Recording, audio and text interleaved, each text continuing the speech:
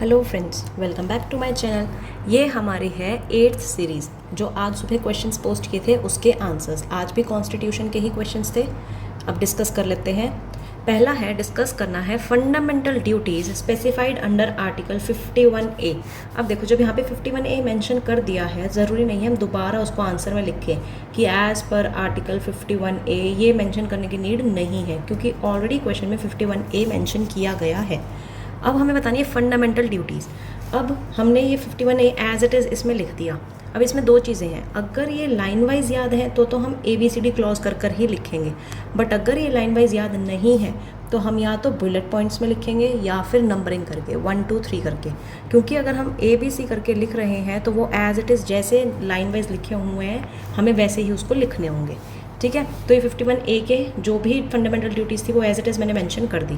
अब इसको हम लाइन वाइज कैसे याद कर सकते हैं, कोई भी की वर्ड उठा सकते हैं। जैसे इसमें हमने पहले उठा लिया नेशनल फ्लैग और नेशनल एंथम, फिर हमने उठा लिया नेशनल स्ट्रगल, फिर उठा लिया सॉवर्निटी, यूनिटी, इंटीग्रिटी। ऐसे करके हम खुद के की पॉइंट्स बना सकते हैं। ठीक है, तो ये हमने सारे मेंशन कर दिए क्या, फंडामेंटल ड्यूटीज़। अगला क्वेश्चन है रिट ऑफ मैंडेमस। कल हमने किया था रिट ऑफ सर्ट्यूररी, आज है रिट ऑफ मैंडेमस। पहले हम इसको डिफाइन करेंगे, हो सके तो एग्जांपल देंगे एंड केस लॉ मेंशन करेंगे हर रिट में जो भी दिया हुआ है।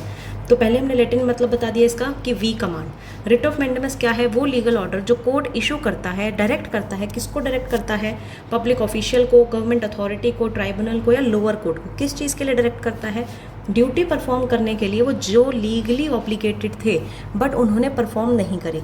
तुम्हें कोई लीगल ड्यूटी करनी थी बट तुमने परफॉर्म नहीं करी, इस वजह से क्या है, ये इशू करती है कोर्ट क्या, लीगल ऑर्डर। अब इसमें आ गया एक केस लॉ, ये भी इंपॉर्टेंट केस लॉ है, Praga Tools Corporation versus CV Emmanuel. Supreme court ने बोला mandamus can not be issued, private company के अगेंस्ट में हम इशू नहीं कर सकते।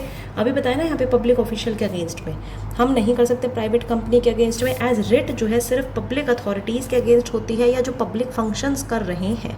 ओके, इसमें अगर एग्जाम्पल है तो एग्जाम्पल भी मैंशन कर सकते हैं। लास्ट क्वेश्चन क्या है, what are the salient features of federal constitution.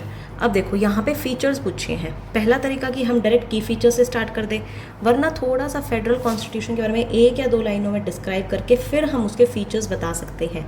तो यहाँ पे बताया वो system of governance in which powers divide होती है किसके बीच में, सेंट्रल गवर्नमेंट और स्टेट गवर्नमेंट, इनका अपना अपना जुरिस्डिक्शन होता है।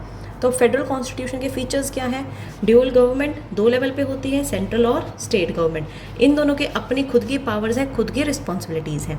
फिर हमने बोला डिवीजन ऑफ पावर्स। देखो इसमें मैंने मेंशन करे हैं 5 पॉइंट्स, तो 5 से 6 पॉइंट्स हम मेंशन कर सकते हैं depending on the marks of the question.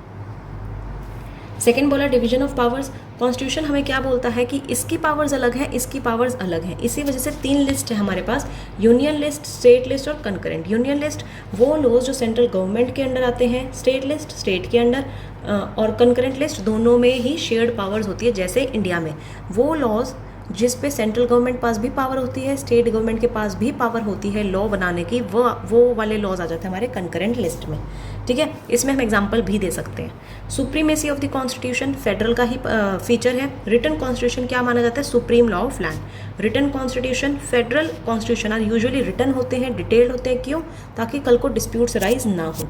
Independent judiciary, supreme court है जो क्या है, इंडिपेंडेंट है, क्योंकि हमें पता है 3 पिलर्स हैं अलग अलग, लेजिस्लेटिव, जुडिशरी और एग्जीक्यूटिव। ठीक है, तो इसलिए बोला हमने जुडिशरी कैसी होती है, इंडिपेंडेंट। ये क्या है, हमारे फीचर्स हैं, किसके फीचर्स हैं, फेडरल कॉन्स्टिट्यूशन के। तो अपने आंसर्स चेक कर लेना इन आंसर्स के अकॉर्डिंग और प्रैक्टिस करते रहना। अब नेक्स्ट क्वेश्चंस हम नेक्स्ट क्लास में डिस्कस करेंगे। Thank you for watching.